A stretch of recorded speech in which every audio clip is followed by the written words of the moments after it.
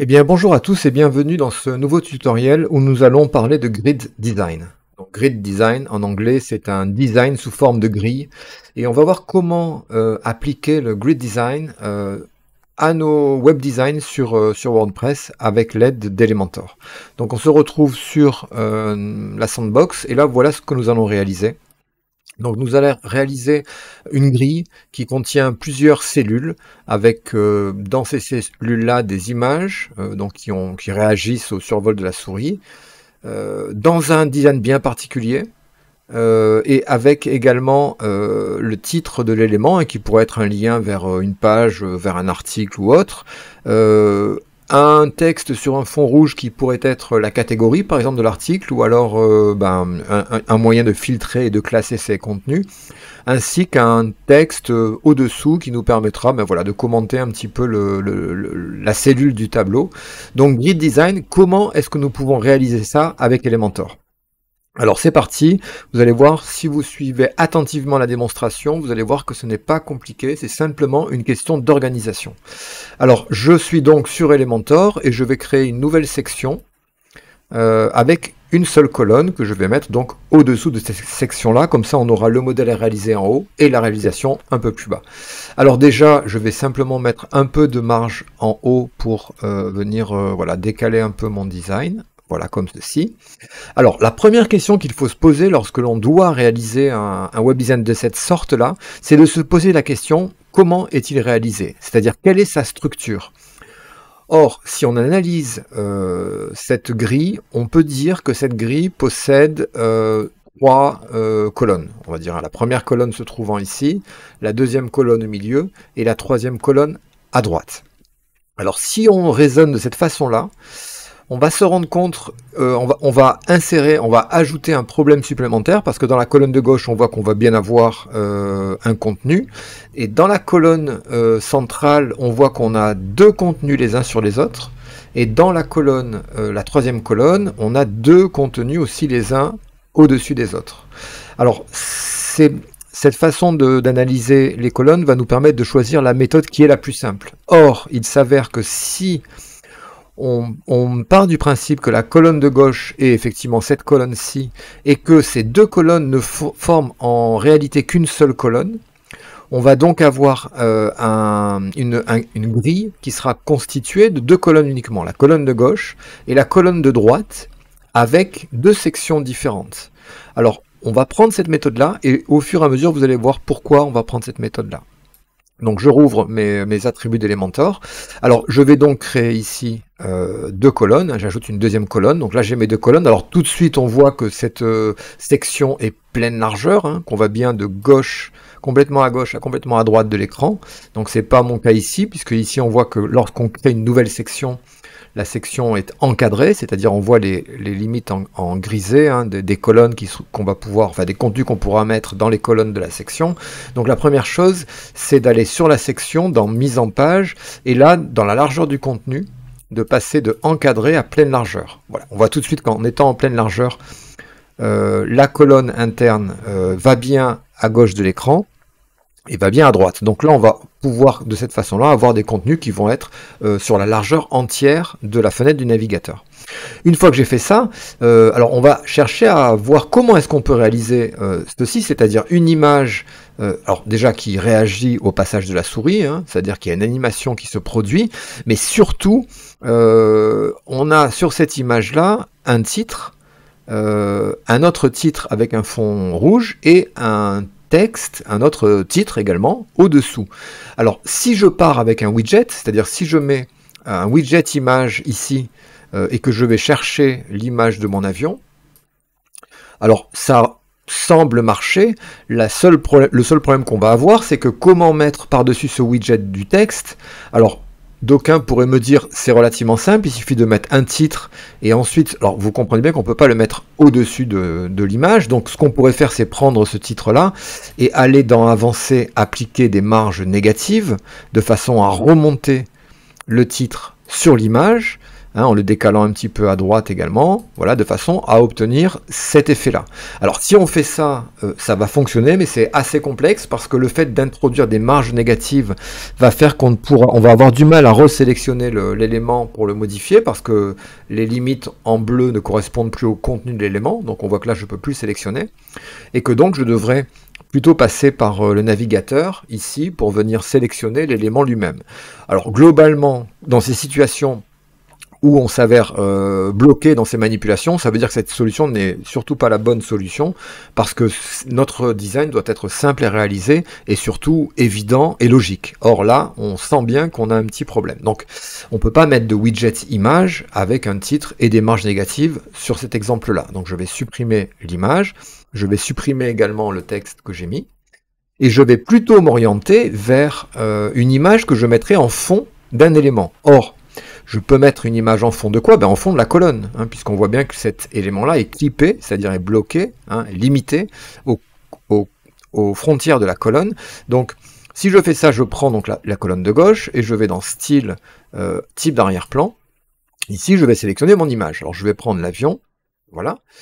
Je mets l'image dedans. Alors, apparemment, on comprend pas trop parce qu'on voit qu'on a un fond bleu. Or, il s'avère que par défaut, lorsqu'on insère une image en fond de colonne ou de section, eh bien, Elementor fait matcher le bord gauche de l'image avec le bord gauche de la colonne dans laquelle on la met. Donc là, il s'avère qu'on voit cette partie en haut, hein, c'est pour ça que c'est tout bleu, mais l'image est bien présente.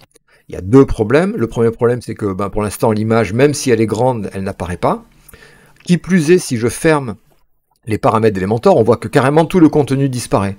On voit une petite ligne, mais si je prévisualise dans un onglet à côté cette page, c'est ce qu'on va faire tout de suite, en fait, voilà, on n'a aucun contenu dans la colonne, donc la colonne ne s'affiche pas. Donc retenez bien ça, il faut impérativement qu'il y ait un contenu pour que la colonne s'affiche.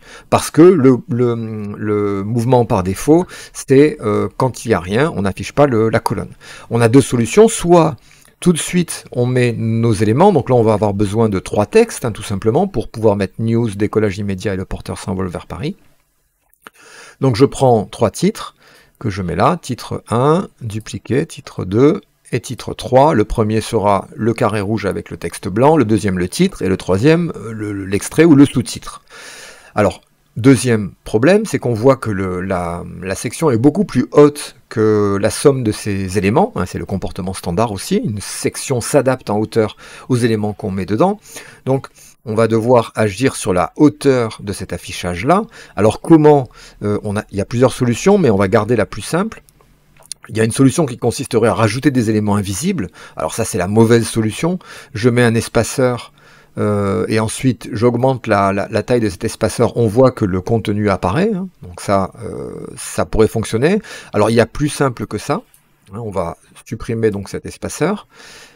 Il y a plus simple, c'est-à-dire qu'on va demander à l'élément qui est le plus haut dans la structure d'Elementor, à part la page et l'article lui-même évidemment, c'est-à-dire la section qu'on sélectionne ici, hein, on va demander à la section de changer son comportement d'affichage.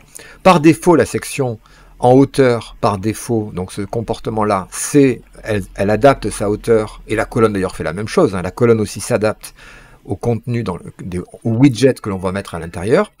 Donc on va simplement demander à la section d'avoir une hauteur que nous allons déterminer.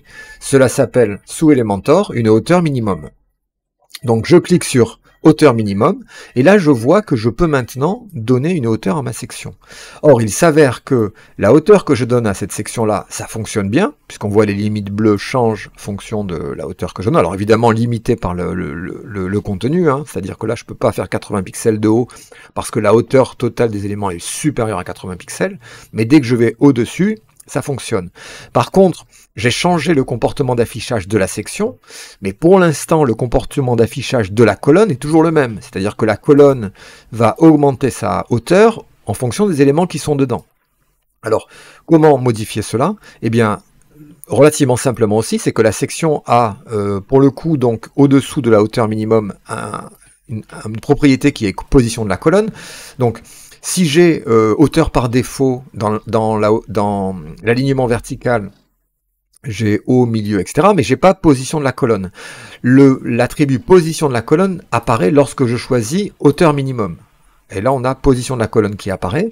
Et là, on voit que maintenant qu'on a plus de hauteur dans la section, on peut venir demander à la colonne, aux colonnes qui se trouvent à l'intérieur de cette section-là, de s'afficher soit à partir du haut, soit à partir du bas, soit à partir du milieu. Et on a ensuite un autre attribut qui est étirer. Alors étirer va faire en sorte de faire matcher le début, la hauteur de la colonne sur la hauteur de la section. Si je fais étirer, la colonne maintenant prend toute la hauteur de ma section et elle suivra tout le temps cette section-là.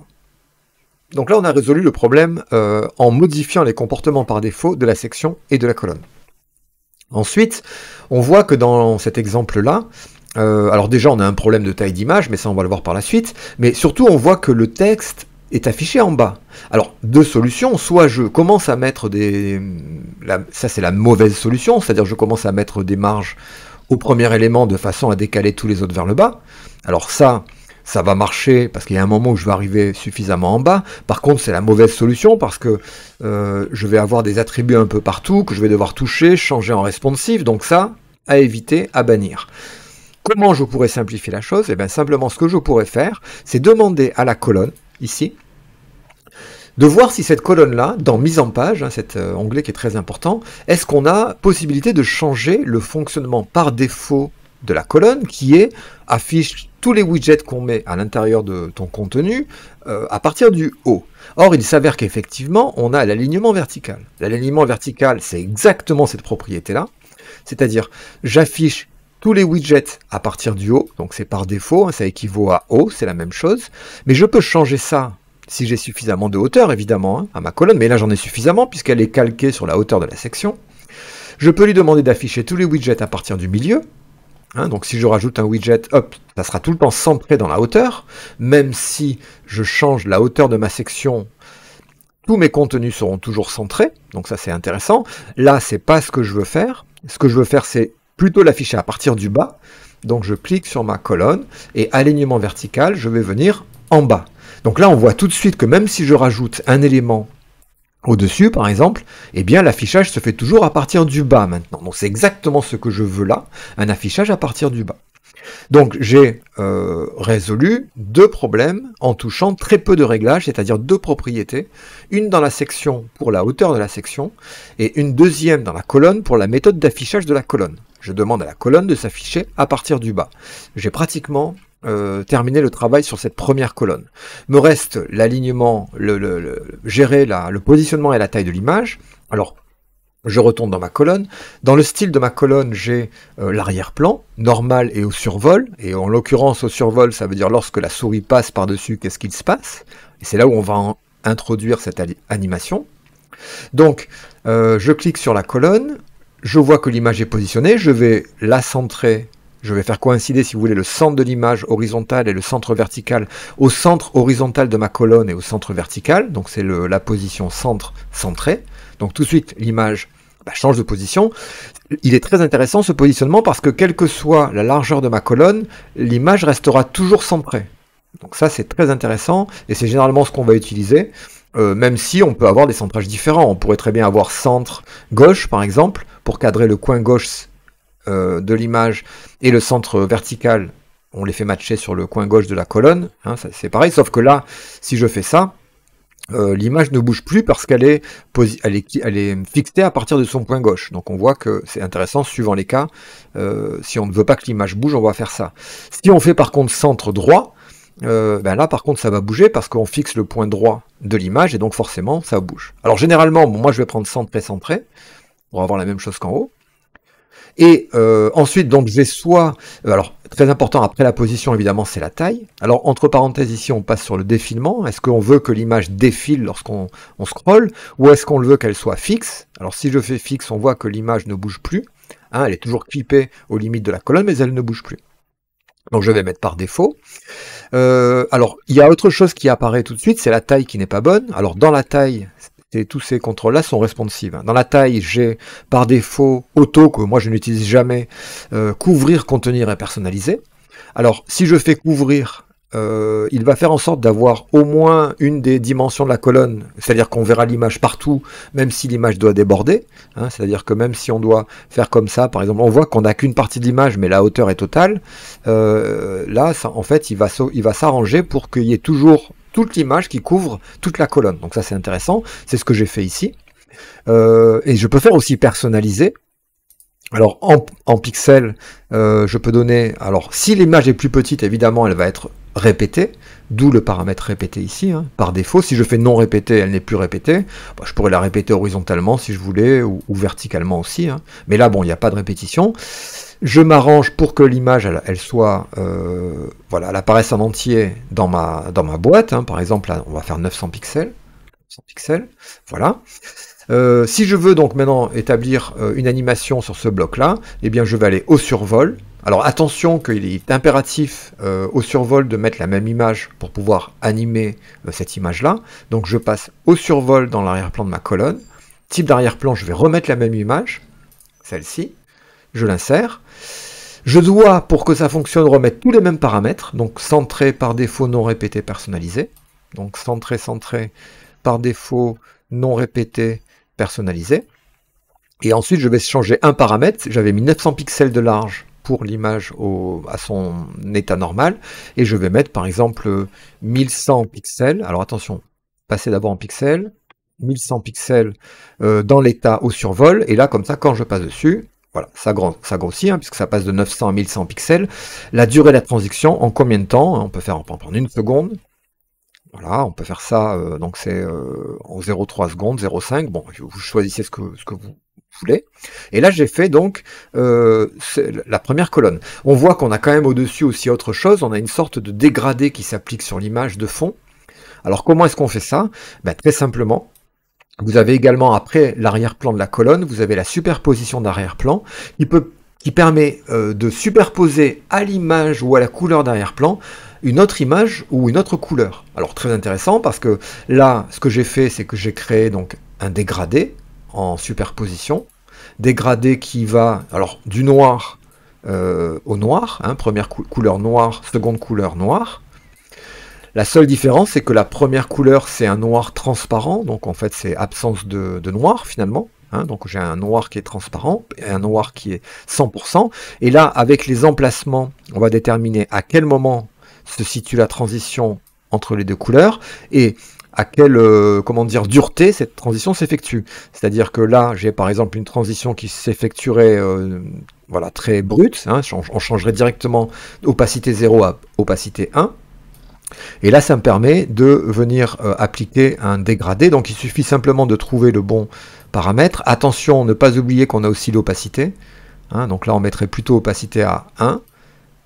On ferait ça, par exemple. Et puis, on mettrait un emplacement un peu plus progressif, comme ceci. Voilà. Donc là, je suis pas mal.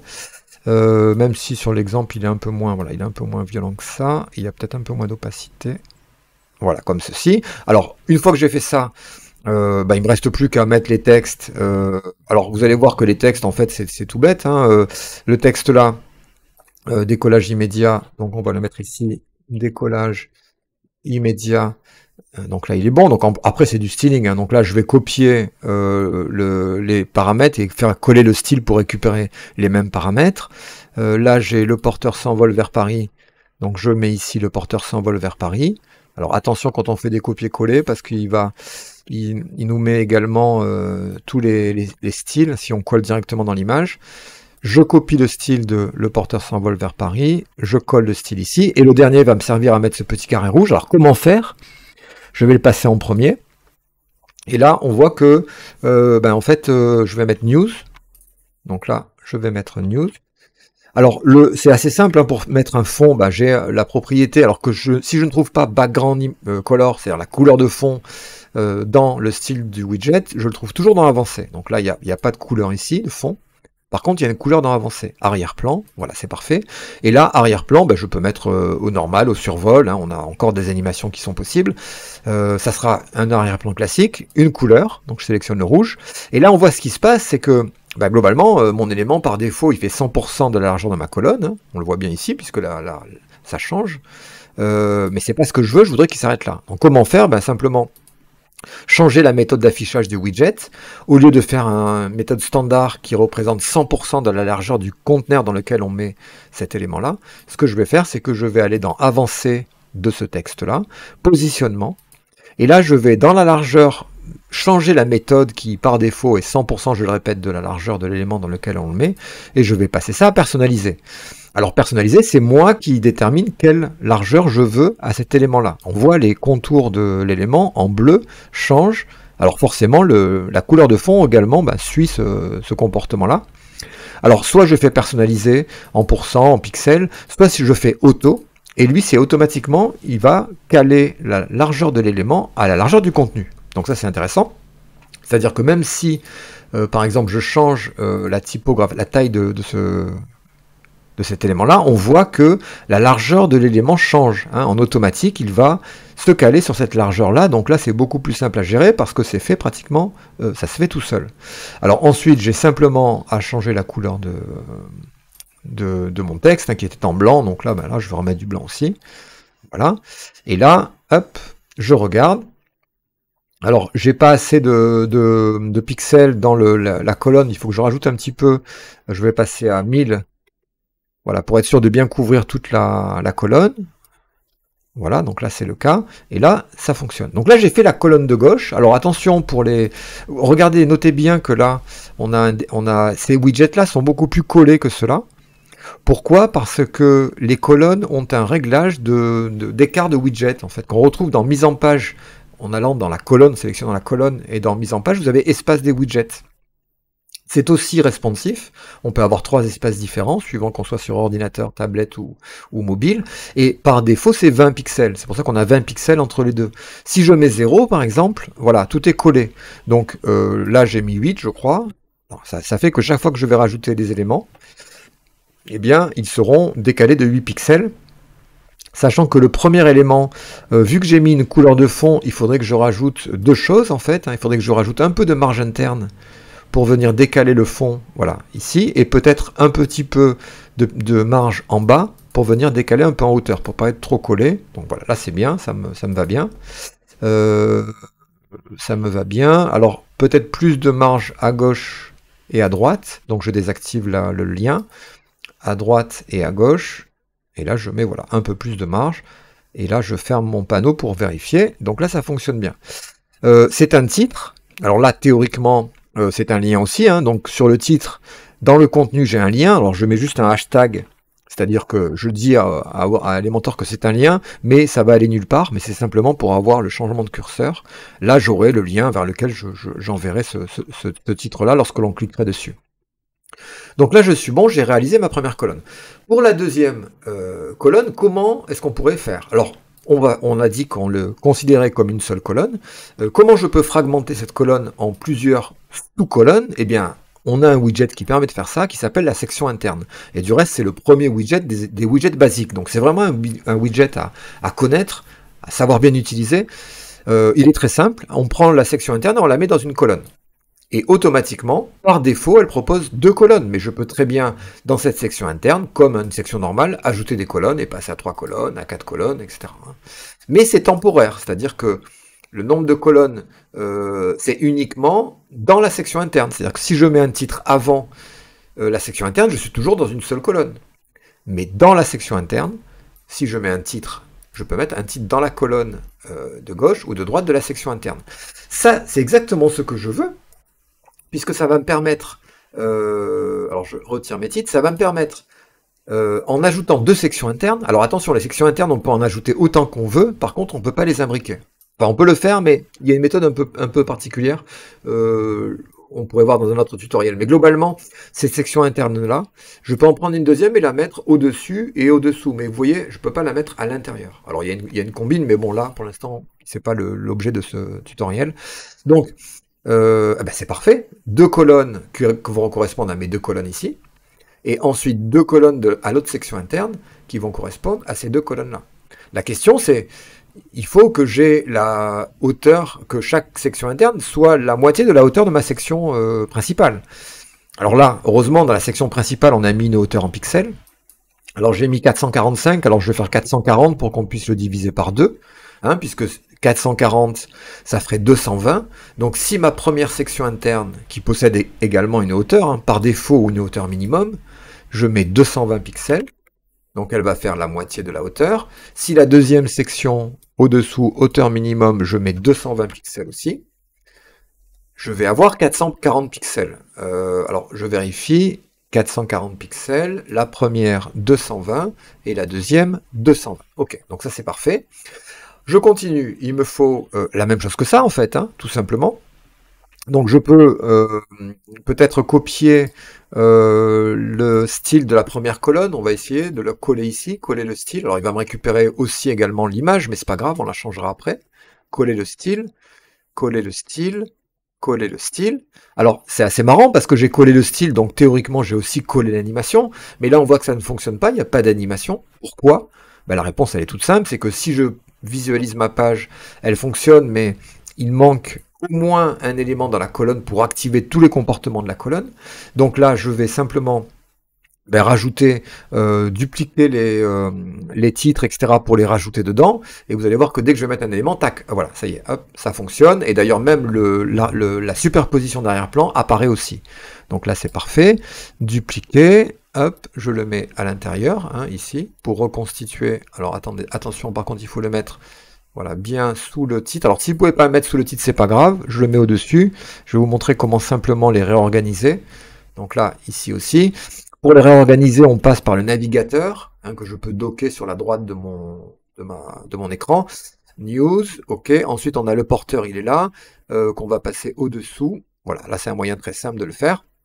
Une fois qu'on a fait ça, on va dupliquer à côté, dupliquer en bas. Donc là, je refais la même chose en fait, tout simplement, hein. Dupliquer pour la colonne de bas, du bas. Ensuite, dupliquer le titre pour le mettre ici. Si je peux pas le mettre, je le mets au-dessous et ensuite je le passe dans le navigateur, hein, c'est plus simple. Dupliquer, ça je le mets au-dessus. Dupliquer, ça je le mets ici. Je le passe au-dessous, je le passe au-dessous. Qu'est-ce que j'ai fait là de bêtises? Ah oui, celui-là, je le passe là. Voilà. News, news, news. Il manque le dernier. Donc le dernier, je le fais également comme ceci. Donc là, j'ai... Alors, il me reste plus qu'à changer l'image. Alors là, j'ai pris dans cette colonne-là, l'arrière-plan, j'ai pris la carte NVIDIA, insérée. Ensuite, dans celle-ci, j'avais mis le portable. Donc, le portable, je le récupère ici. Alors attention qu'il faut que je change aussi les images au survol, parce qu'au survol, j'ai des images qui sont différentes. Donc je vais mettre aussi au survol la même image, hein, la carte graphique. Voilà, donc là c'est bon. Ici, je vais mettre donc le portable. Donc au survol, je vais mettre aussi le portable. Voilà, là c'est bon. Alors ensuite, il va falloir qu'on change la taille de l'image, hein, parce que cette image-là, il faut que je retrouve... Pardon, au survol, c'est ici plutôt. Il va falloir qu'on remette ici, voilà, une bonne taille. Ok.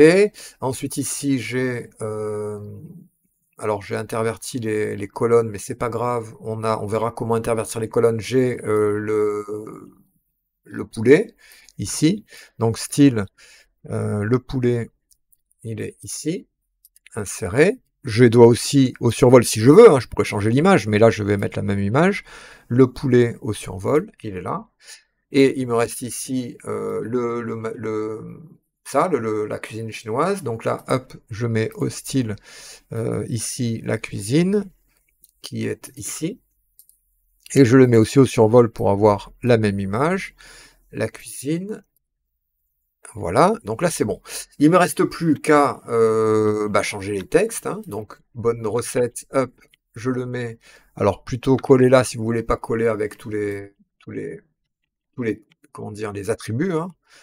Donc là ici, un portable connecté. Ensuite ici, je copie le titre que je mets en bas ici, et il me reste cuisine et origine, copier, et là je le mets au-dessous. Alors il faut juste que je duplique ça 3 fois pour les récupérer. Alors au-dessous, je vais le mettre au-dessus, on va l'intervertir après, c'est plus simple de les mettre ici. dupliquer celui-là ici. Alors, je les intervertis, donc celui-là au-dessous, celui-là au-dessus, celui-là au-dessus, celui-là au-dessus. Donc là, c'est bon. Alors, c'est un peu trop grand parce que là, bah, forcément, on a moins de place. Donc, je réduis la typographie de façon à ce que je me cale, voilà, sur quelque chose qui soit plus 24, c'est pas mal. Ici, je peux réduire aussi la typo de celui-là. Alors, j'en fais un seul, hein. Voilà, comme ceci, par exemple, 16. Quand j'en ai fait un, je fais copier et ensuite je fais coller le style pour coller tous les attributs de l'élément à un élément de même nature. Coller le style. Là, je fais copier, coller le style et coller le style. OK. Donc là, globalement, alors la Chine s'exporte à table. Il faut juste que je change ici le nom. NVIDIA détaille son plan. NVIDIA détaille son plan ici, et j'ai FPS et rendu graphique, c'est bonne recette. Alors j'ai interverti bonne recette ici, hop, ici c'était, voilà, je remets dans le bon ordre les éléments. Ici j'avais FPS et rendu, bonne recette. Là il y a ajouter du goût à votre vie. Donc là, hop, je mets ajouter du goût à votre vie. La Chine s'exporte, et là, un portable connecté HP sur le grand jeu. Donc là, je mets HP sur le grand jeu. Ok, donc là, on ferme ça, et on fait un premier test. Alors attention, les tests, on les fait toujours soit en faisant mettre à jour, et en allant voir dans un onglet de prévisualisation à côté, qu'est-ce que ça donne. Et là, on va voir qu'on a un certain nombre de problèmes qu'on va devoir fixer. Alors globalement, ça ressemble plus ou moins à cet élément-là, mais il y a quand même des différences, et notamment on a ces sortes il y a des marges qui sont appliquées, une marge qui est ici. Voilà, c'est pas carré pour l'instant. Alors ça, comment on le fixe? Alors simplement, en fait, on va dans la section principale et on va déjà dans les écarts de colonne de la section mettre par défaut, il y a un écart qui est appliqué, hein, qui est plus ou moins étroit ou plus ou moins large. On va faire aucun écart. Donc là déjà, on a supprimé l'écart qui se trouvait entre ces deux colonnes. Et là, on va voir qu'est-ce que ça donne dans la preview. Donc là, voilà, là c'est bon sur celui-ci. Là, c'était bon ici aussi, sauf que là, la première image, elle est trop petite. On voit qu'elle ne couvre pas l'intégralité de l'élément. Donc, ce que je vais faire dans le style normal, je vais augmenter, passer à, je sais pas, 600. Non, c'est peut-être un peu grand. 500. Voilà. Et dans Haut survol, on va faire 520 pour avoir quand même un résultat visuel. Ok, c'est bon, mettre à jour. Alors, qu'est-ce que ça donne? Hop. Eh ben, ça me paraît pas mal. Ça me paraît pas mal. Alors, la question, c'est, en mode responsive, qu'est-ce que ça va donner? Donc, alors, je répète, pour le mode responsive, on switch ici, ou alors vous avez le raccourci clavier sur PC, c'est Shift, Ctrl, M, ou commande Shift M sur Mac, qui vous permet de cycler entre les trois, ou les quatre... enfin les trois modes d'affichage, desktop, tablette et mobile. Alors sur desktop ça fonctionne. Alors attention, il faut toujours le prévisualiser parce que là on a l'impression qu'on a, vous voyez, une marge, mais elle n'y est pas en fait, hein. Quand on ferme, c'est bien aligné, hein. Donc c'est important de toujours, quand on veut vérifier son design, fermer au moins les paramètres pour que tous les JavaScript de la page s'exécutent et qu'on ait un rendu fidèle de à quoi ça va ressembler. Mais le plus simple, peut-être, c'est d'avoir cet onglet synchronisé à côté qui permet de voir tout de suite ce que ça donne. Alors, on est bon. Donc, si on bascule en mode tablette, alors là, le mode tablette, même si les tablettes ont tendance à disparaître, parce qu'il y en a de moins en moins, c'est globalement la même chose que sur l'ordinateur. Donc, ça va marcher aussi, hein. On n'a presque rien à toucher. Vous voyez, on a suffisamment de pixels en largeur pour que ça fonctionne. Là où ça va poser probablement un problème, c'est sur téléphone. Qu'est-ce que ça donne sur téléphone? Eh bien, ça donne que toutes les colonnes ont été, par défaut, mises à 100% de la largeur. Donc ça, c'est intéressant, c'est exactement ce que je voulais faire. Par contre, on a un souci de hauteur d'éléments. Alors, pour régler ça, on a deux possibilités, parce que je vous rappelle que la hauteur, on ne peut la fixer que pour une section ou une section interne, et pas pour une colonne. La colonne, elle va suivre un comportement, elle va se baser sur la section dans laquelle on l'a mise, et elle va donc s'adapter, mais on ne peut pas fixer de hauteur à une colonne. Donc, heureusement, j'ai des sections et des sections internes. Donc la première, c'est la section principale, où j'ai tous les éléments à l'intérieur. Et ensuite, j'ai la section interne dans la deuxième colonne qui va me permettre d'agir sur la hauteur. Donc si je prends la section interne dans la deuxième colonne, je peux modifier la hauteur et on va voir que tout de suite, ça va me permettre voilà, de donner la bonne hauteur, donc 488 pixels par exemple. 488 pixels de hauteur, ça correspond à ça, puisqu'on a deux colonnes à l'intérieur, donc ça correspond à la hauteur des deux colonnes. 488 pixels, et la première colonne, elle va être réglée, sa hauteur, par la section interne principale. On va pouvoir augmenter la taille jusqu'à arriver à coïncider, voilà, la même taille que les autres colonnes. Et donc, ce paramètre étant responsif, on est assez content parce que du coup, on a fait assez rapidement. Alors, il reste la dernière ici.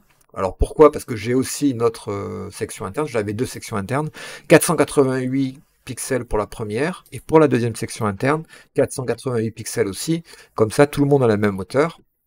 Et voilà ce que donne mon grid design sur mobile. Sur tablette, eh bien, voilà ce que ça donne. Hein. Alors il faudrait peut-être un peu jouer sur la grosseur des titres, hein, ce que j'avais fait ici. Et ensuite sur desktop, voilà ce que ça donne. Donc on a bien aux trois breakpoints, c'est-à-dire aux 3 points de rupture, smartphone, tablette et ordinateur, on a un rendu qui est satisfaisant. Alors ensuite, évidemment, il faudrait rajouter un peu de padding, de marge interne sur les colonnes, hein, pour décaler un petit peu les contenus.